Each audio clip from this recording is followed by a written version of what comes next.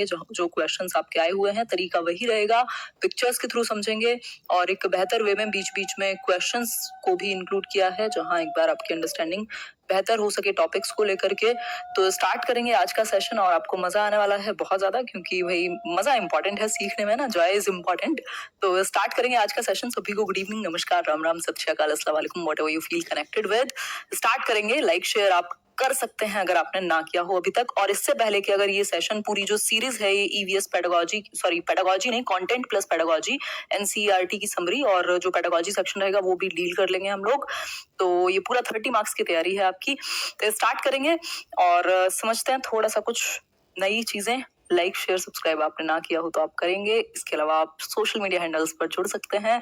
और आज की कहानी शुरू करेंगे डेड सी से, जो कि अपने आप में बहुत ही इंटरेस्टिंग है, और इंटरेस्टिंग नहीं भी होगा तो हम बना लेंगे, है ना। तो स्टार्ट करते हैं। बिल्कुल बिल्कुल बिल्कुल, बहुत बढ़िया बहुत बढ़िया, सही है जी, बहुत सही। चलिए फिर स्टार्ट करते हैं। हाँ बिल्कुल बिल्कुल, बुलंदशहर में 5 केस, हाँ ये सुनने को मिला है, आज मम्मी बता रही थी। खैर ध्यान तो रखना ही पड़ेगा, कुछ नहीं कर सकते इसमें। स्टार्ट करते हैं, ध्यान रखिए, आप लोग सेफ रहिए। तो अगर हम बात करें तो एक्सपेरिमेंट्स विद वाटर करके एक आपका चैप्टर है। और अगर मैं बात करूं तो पानी के साथ एक्सपेरिमेंट बात हुई है। ऑल ओशियंस एंड सीज, जो सागर और महासागर हैं, समुद्र और महासागर जिनकी हम बात कर रहे हैं, बेसिकली हैव सॉल्टी वाटर। इनका जो पानी है नमकीन होगा, ऐसे गाने बना करते थे पहले, है ना। तो हाँ, तो कह सकते हैं भाई इनका जो पानी है, ओशियंस और सीज का जो समुद्र है, सागर है, उनका पानी कैसा होगा, नमकीन होगा। और the saltiest water can be found in the Dead Sea. और सबसे ज्यादा जो नमकीन पानी पाया जाएगा, खारा कह सकते हैं आप इसको, है ना, सलीन कह सकते हैं, तो ये कहां पर पाया जाएगा, ये डेड सी में। ठीक, डेड सी, मृत सागर कहेंगे इसको हिंदी में। ठीक है बात, मृत सागर कहेंगे। यहां से सब कुछ क्लियर है। मृत सागर क्यों कहा जाता है इसको समझेंगे। बेसिकली इसकी डेंसिटी जो है वो इतनी ज्यादा है, बेसिकली जो नमक की क्वांटिटी है, सॉल्टी वाटर इतना ज्यादा है कि 300 ग्राम 1 लीटर में, मतलब 30 to 35% तक जो सैलिनिटी है वो चली जाती है। मतलब जो खारापन है, जो नमकीन होना है, इसका डेंसिटी जो है वो इतनी ज्यादा है, मतलब इतने क्लोज हो जाते हैं जो कंटेंट है इसके अंदर के, कि अगर कोई गिरेगा तो डूबेगा नहीं। ठीक, और इसी कारणवश इतना ज्यादा सॉल्टी होने की वजह से इसमें जो फिश हैं या बाकी के जो जितने भी ऑर्गेनिज्म हैं जो रहते हैं पानी में, वो रह नहीं पाते हैं। बट कुछ ऐसे बैक्टीरिया होते हैं, फंगी होती है जो सरवाइव करती है। ज्यादातर चीजें जैसे फिश वगैरह इसमें नहीं पाई जाएंगी। क्लियर हुई बात, आगे बढ़ेंगे। हाँ, 330% और 30 to 35% जो है वो लोएस्ट रहती है, मतलब अगर कम गई तो 30 to 35% चली जाएगी। ठीक, आगे बढ़ेंगे नेक्स्ट पॉइंट की तरफ। अगर हम बात करें, यही बात हमने अभी डिस्कस की थी, सॉल्ट इन 1 लीटर, 1 लीटर पानी में अराउंड 300 ग्राम पानी, मतलब सॉरी नमक, तो अपने आप में क्या हुआ, भयंकर तरीके से सॉल्टी हुआ। No one can be drawn in the Dead Sea. ये इंपॉर्टेंट है कि कोई भी जो है वो डूबेगा नहीं। क्यों नहीं डूबेगा, क्योंकि जो सॉल्ट की क्वांटिटी है, डेंसिटी जो है वो इतनी ज्यादा है कि अगर आप जाएंगे तो आप तैर सकते हैं इस तरीके से, और डूबेंगे नहीं आप बिना किसी एक पैरा, वो जो भी पानी में यूज करते हैं हम लोग, तो बिना किसी जैकेट वैकेट के, बिना किसी मतलब किसी भी चीज के, कोई आपको बोट वोट नहीं लेके जानी है ना, ऐसे ही बच जाओगे, ऐसे तैर के आ जाना। अमीनुल हक, बहुत बढ़िया। ठीक, the person will float on the surface of water. बिल्कुल, जो सरफेस है, जो सतह है पानी की, उस पर जो व्यक्ति है वो तैर जाएगा, डूबेगा नहीं। ठीक, क्लियर बात हुई यहां तक की। एग्जैक्टली बिल्कुल बिल्कुल, ये जॉर्डन और इधर इसराइल के बीच में, जॉर्डन ईस्ट ऑफ जॉर्डन में, और इसराइल के अगर नीचे साउथ की तरफ आएंगे तो ये वेस्ट में पड़ेगा, जो ये है आपका डेड सी। इतना कुछ याद रखने की जरूरत नहीं है, एनसीईआरटी के फैक्ट्स हैं ये। डेड सी है जो, जिसमें सबसे ज्यादा खारा पानी पाया जाएगा, सबसे ज्यादा डेंसिटी होगी, और जिसके कारणवश जो व्यक्ति है वो डूबेगा नहीं। 300 ग्राम जो है नमक मिलेगा 1 लीटर में, और ये सारी कहानी है। ठीक, क्लियर हुई बात, बिल्कुल। आगे बढ़ेंगे नेक्स्ट पॉइंट पर। एक क्वेश्चन है जो आया हुआ है पहले से, व्हाट इज डेड सी, मृत सागर क्या है। अ सी हुज वाटर इज पॉइजनस, ऐसा पानी है जिसका जो पानी है वो जहरीला है, इसलिए इसको मृत सागर कहते हैं। या फिर B option, a sea which is saltiest of all oceans and seas, एक समुद्र जो सभी महासागरों और समुद्रों में सबसे अधिक खारा है, नमकीन है, ये कह सकते हैं। ठीक, इसके अलावा अगर हम बात करें, नहीं, फिश वगैरह नहीं पाई जाएंगी, जो कुछ आपके बैक्टीरिया है, फंगी है, इस तरीके के कुछ कुछ चीजें पाई जाएंगी बस। A sea in which high and low tides are very frequent, बहुत उच्च और निम्न जो ज्वार है, टाइड्स हैं, वो आती रहती हैं। या फिर a sea in which it is dangerous to sail ships, बताइए। बिल्कुल, a sea which is saltiest of all oceans and sea, एक समुद्र जो सभी महासागरों में, समुद्र में सबसे ज्यादा नमकीन है, खारा है ना, सॉल्टिएस्ट है। क्लियर हुई बात? आगे बढ़ेंगे नेक्स्ट क्वेश्चन की तरफ, मतलब नेक्स्ट पॉइंट समझेंगे। नेक्स्ट पॉइंट क्या है? अ ट्रीट फॉर मॉस्किटोज, मतलब मच्छरों के लिए एक ट्रीट, ये एक चैप्टर है जो मलेरिया के बारे में है ज्यादातर, और मलेरिया के बारे में कैसे पता लगाया रोनाल्ड रॉस ने और कैसे इसकी दवा बनती है, ये मेन पॉइंट्स हैं इस चैप्टर के। तो पहला पॉइंट क्या है? इन malaria fever comes with chills and riggers, मतलब कि ठंड से एकदम कपी बंधती है आपकी। मलेरिया हुआ होगा तो आपको कभी तो एकदम ठंड लगेगी और बहुत ही तेजी से आपकी बॉडी हीट होगी और फीवर होगा ठंड के साथ। तो ये क्या है? एक लक्षण हुआ किसका? मलेरिया का। मेडिसिन फॉर मलेरिया, जो दवा है जो बनती है मलेरिया के लिए, बेसिकली बुखार है मलेरिया, आप जानते ही हैं, सिनकोना ट्री से। आई थिंक इसको पता नहीं कोकून कहेंगे या क्या कहेंगे हिंदी में, तो एक बार बताना अगर किसी को याद हो तो। ठीक है, तो ये है, अगर हम बात करें सिनकोना बार्क जो है, छाल है सिनकोना पेड़ की। बिल्कुल, बहुत बढ़िया। हाँ, हिंदी वाले एक बार बताएंगे इसको क्या कहते हैं सिनकोना को हिंदी में, ताकि जो लोग बाद में देखते हैं उनको भी कुकून, एग्जैक्टली, बहुत बढ़िया जिन्होंने मेरा आंसर दिया, कुकून कहेंगे इसको हिंदी में। कुकून की जो छाल है, यानी सिनकोना ट्री की जो बार्क है, उससे इसकी दवा बनाई जाती है, और पुराने टाइम में इसको पीस करके भी निकाला जाता था। अब इनकी बात करेंगे रोनाल्ड रॉस की। रोनाल्ड रॉस कौन है? वो व्यक्ति जिन्होंने मलेरिया का पता लगाया कि भाई ये मच्छर से होता है। The scientist who peeped into a mosquitoes stomach, ये इन्होंने जो एक मच्छर था उसके पेट में झांक करके ऐसे पूरा माइक्रोस्कोप लगा करके देखा। रोनाल्ड रॉस ने, नाम क्या है इनका? रोनाल्ड रॉस, एक ब्रिटिश मेडिकल स्कॉलर थे। ठीक, इन्होंने देखा और पाया कि he found out about malaria before this, people believe that it's a disease of bad air, मतलब जब भी पहले किसी को मलेरिया होता होगा, लोग सोचते थे कि भाई ये ना बुरी हवा की वजह से होता है, खराब हवा में रहने की वजह से मलेरिया होता है। लेकिन इसकी जो खोज की प्रॉपर तरीके से, वो किसने की? रोनाल्ड रॉस ने की। ठीक, कुनैन कहेंगे, कुकून कहेंगे, जो भी वॉट एवर इट इज, समझ जाया करो बात को, जो बात है वो समझ में आनी चाहिए, है ना। बाकी तो आप ट्रांसलेशन पूरी दुनिया में कहीं भी जाकर के कर सकते हैं, कुनैन लिख लेना भाई उसको, पेड़ को ना, कुकून नहीं होगा। ठीक, ओके, फाइन, एग्जैक्टली। चलो आगे बढ़ते हैं और समझते हैं। Malaria is caused by a one celled parasite called a plasmodium. भाई परजीवी कहते हैं हम पैरासाइट को।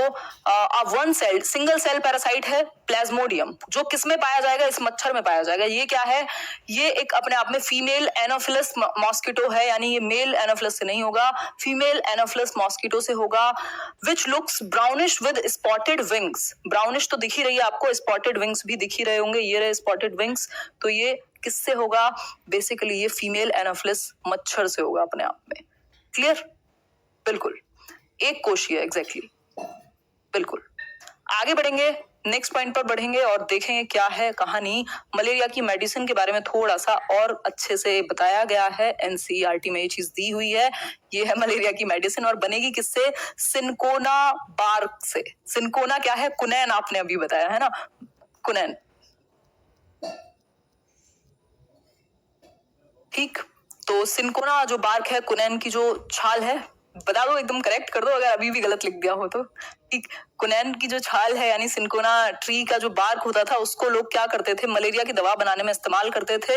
Earlier people used to boil the bark, जो ये छाल थी, ये जो बार्क थी इस एक ट्री की, सिनकोना की, उसको उबालते थे पानी में, फिर उसके बाद स्ट्रेन करते थे पाउडर को और उसको पीते थे या यूज करते थे। अब इसकी टैबलेट्स बनाई जाती हैं। ये बेसिक चीज आपको पता होनी चाहिए। 3-4 ऑप्शन दे देगा आपके सामने कि भाई ये चीज है। मलेरिया के बारे में किसने पता किया? तो रोनाल्ड रॉस ने पता किया। कैसे बनता है? तो ईलन मंत्रा, बहुत बढ़िया।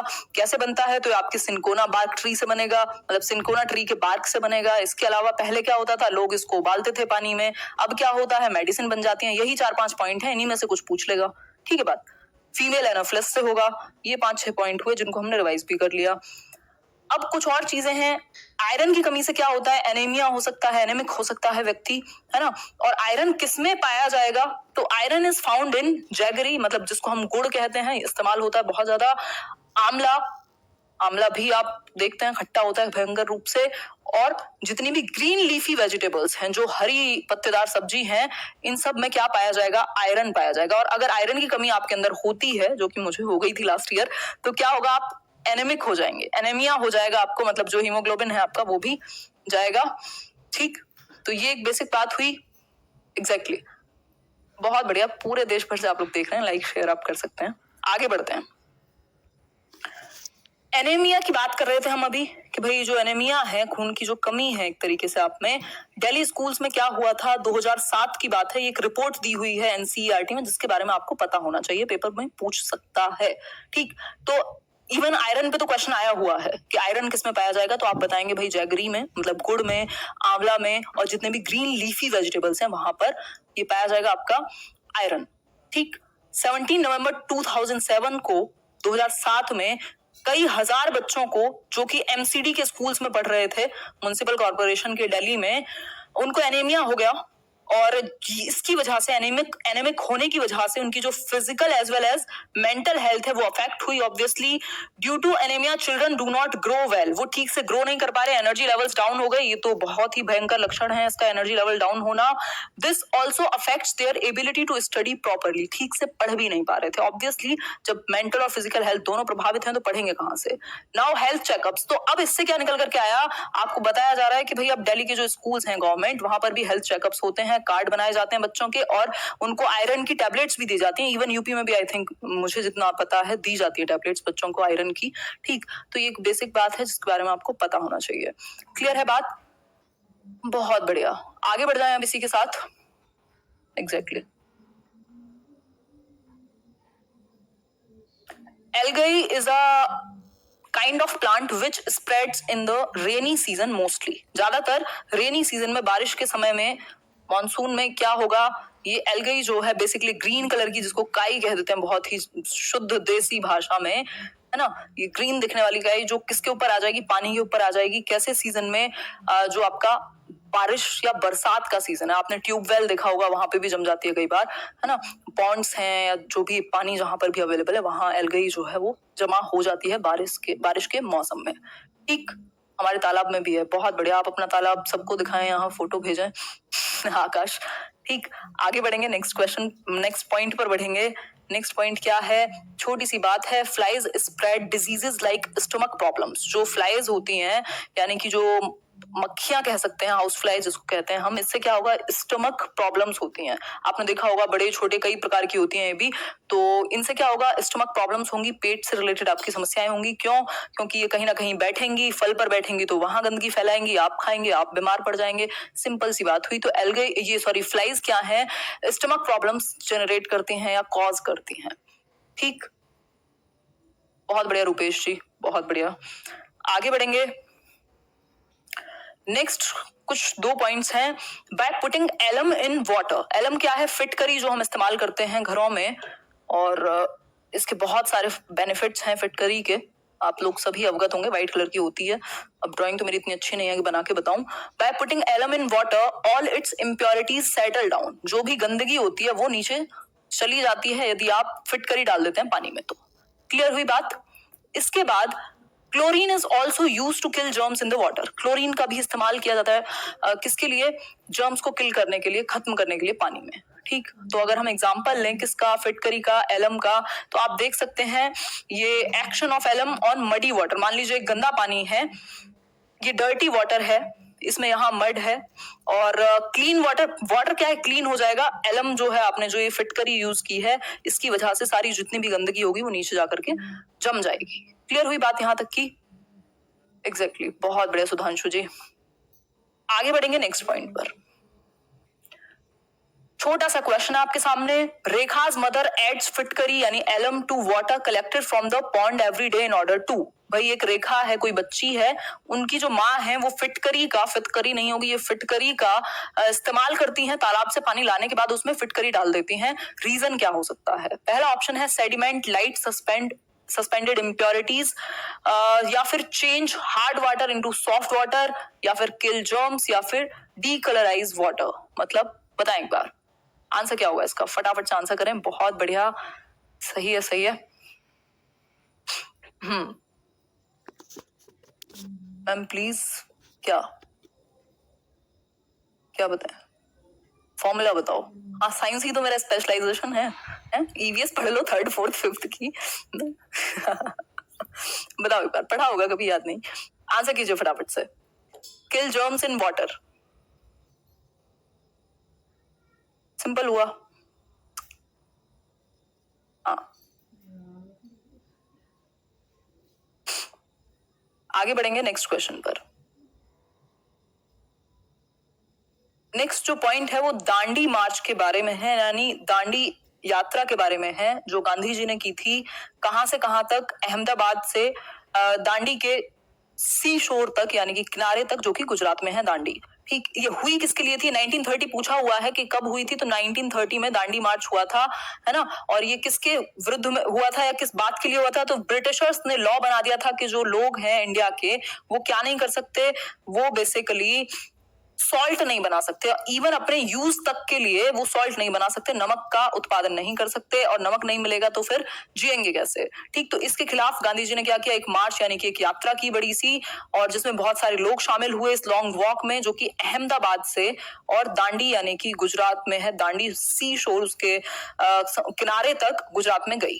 क्लियर हुई बात यहाँ तक की इस एक लॉ के प्रति क्या किया? प्रोटेस्ट किया गया इसके द्वारा। तो एक बेसिक बात है, गांधी जी ने स्टार्ट किया कुछ लोगों के द्वारा 1930 में। तो ये 2-3 चीजें हैं जो इसमें इंपॉर्टेंट है। आगे बढ़ेंगे नेक्स्ट क्वेश्चन पर। नेक्स्ट पॉइंट है, एक चैप्टर है आपकी बुक में एनसीईआरटी 3rd 4th 5th, जहां से आपके ज्यादातर 95% क्वेश्चंस आपके आ ही जाते हैं, कई बार 100% भी आ जाते हैं सीटेट में, और इसी को हम कवर कर रहे हैं। अप यू गो करके, ये बछेंद्री पाल के बारे में, बेसिकली ये माउंटेनियरिंग के बारे में है, जो पहाड़ पर चढ़ते हैं लोग उसके बारे में है, एवरेस्ट के बारे में है। तो यहाँ बछेंद्री पाल एक महिला हैं जिन्होंने बेसिकली जो भारत की पहली यानी first women of India and 5th women in the world, 5वीं महिला बनी विश्व में और भारत की पहली प्रथम विमेन रही, जिन्होंने क्या किया? माउंट एवरेस्ट की पीक पर गई। जो माउंट एवरेस्ट क्या है? हाईएस्ट पीक है इन द वर्ल्ड, पूरे विश्व की सबसे ऊंची चोटी कह सकते हैं हम, और 8848 मीटर के आसपास, यानी 29,029 फीट के बराबर की हाइट है माउंट एवरेस्ट की, जो कि नेपाल में है। ठीक, तो ये माउंट एवरेस्ट की पीक पर जाने वाली भारत की पहली महिला और विश्व की 5वीं महिला, है ना।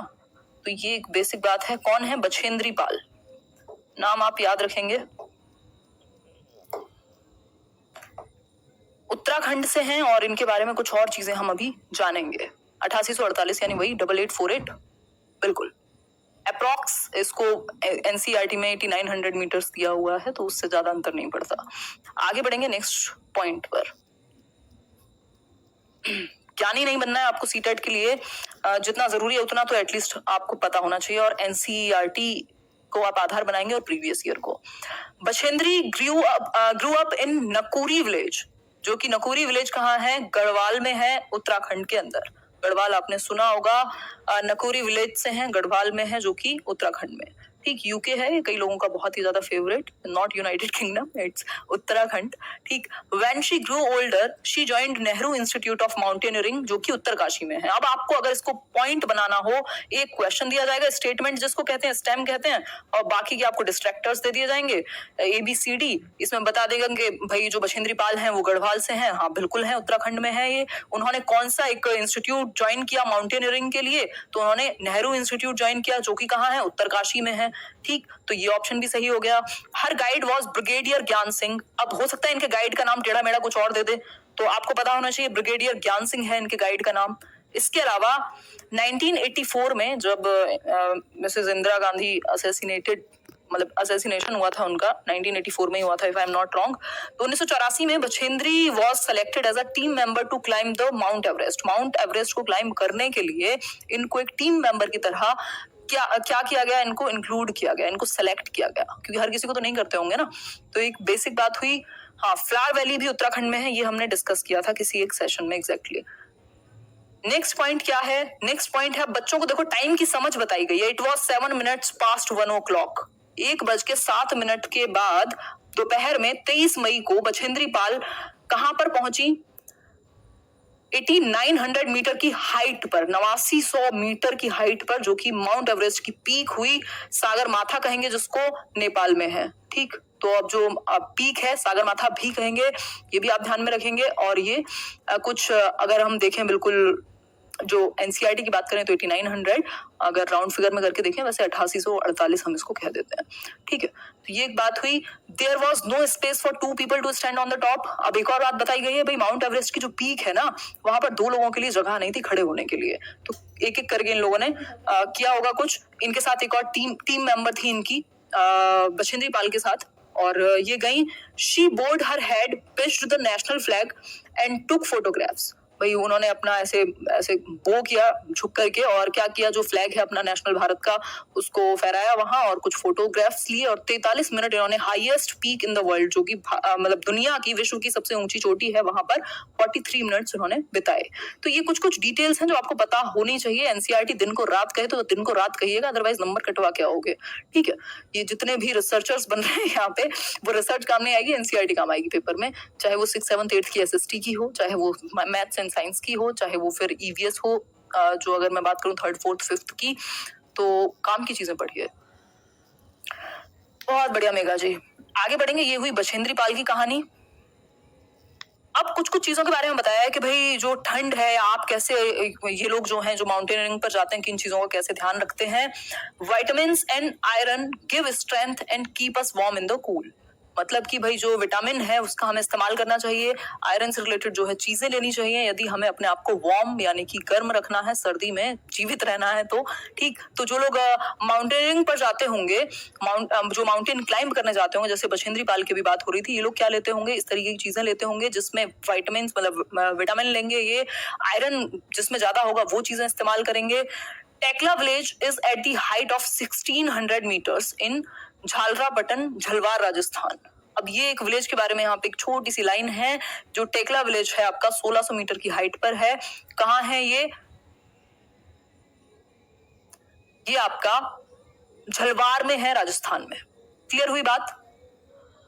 हाँ, ऑक्सीजन सिलेंडर और भी कई सारी चीजें दी हुई है एनसीईआरटी में, मैंने उनको हटा दिया क्योंकि इंपॉर्टेंट नहीं है, पूछा नहीं है कभी, और कम ही चांसेस हैं। The angle of our body should be 90 degree while climbing and the back should be straight. मतलब जो एंगल है आपका, आपने देखा होगा शायद फोटो में, 90 डिग्री एंगल बनना चाहिए। जो क्या कहें, जब आप चढ़ रहे हैं किसी एक पहाड़ पर, और आपकी जो बैक है वो स्ट्रेट होनी चाहिए, ऐसे नहीं है मेरी तरह आप आराम से खड़े हो, है ना, तो वहां जीवित रहना मुश्किल हो जाएगा। फिर आगे बढ़ते हैं। अच्छा, इतनी कहानी आज की। तो ये कुछ कुछ बेसिक्स थे, या कुछ कह सकते हैं कुछ पॉइंट्स थे जिनको हमने आज डिस्कस किया। वीडियो पसंद आया हो तो आप लाइक, शेयर और सब्सक्राइब कर सकते हैं। आपका कोई भी विचार हो तो आप कमेंट सेक्शन में बता सकते हैं, और चीजें समझ आई होंगी आपको। बाकी ये पीडीएफ मिल जाएगी, तो वर्ड्स में मत जाया करो, कई बार भावनाएं इंपॉर्टेंट होती हैं, है ना। क्या हुआ, किसको गुस्सा आया, आदित्य राजपूत क्या हुआ, मतलब कैसे ऐसे भैंस खुल ली आपकी ऐसे खेत काट लिया आपका, बताओ एक बार। तो लाइक, शेयर और सब्सक्राइब आप लोग कर सकते हैं। 2700 लोग देख रहे हैं, सॉरी 2700 लोग लाइक कर चुके हैं, 3400 देख रहे हैं, बहुत ही बढ़िया। ऐसे 1000 लोग तो ऐसे गोली चोट साइड हो जाते हैं। और बहुत आज का session full energy and humour. जी धन्यवाद। बाकी आज हाँ, बहुत ऐसे सफाई हुई है आज लॉकडाउन में, तो मैं थोड़ी सी थकी हुई हूँ, और कल से बढ़िया काम करेंगे, डेली कर ही रहे हैं, वैसे डिस्कशन डेली चलेगा। हाँ, आपको खुश देखकर अच्छा लगता है, जी धन्यवाद। सेम हियर, आप लोगों की भी एनर्जी होती है अपने आप में जो क्रिएट होती है ना, सिंक होती है फिर वो मेरी एनर्जी से, और फिर मजा आता है सेशन में। बहुत बढ़िया सुमन, चलिए फिर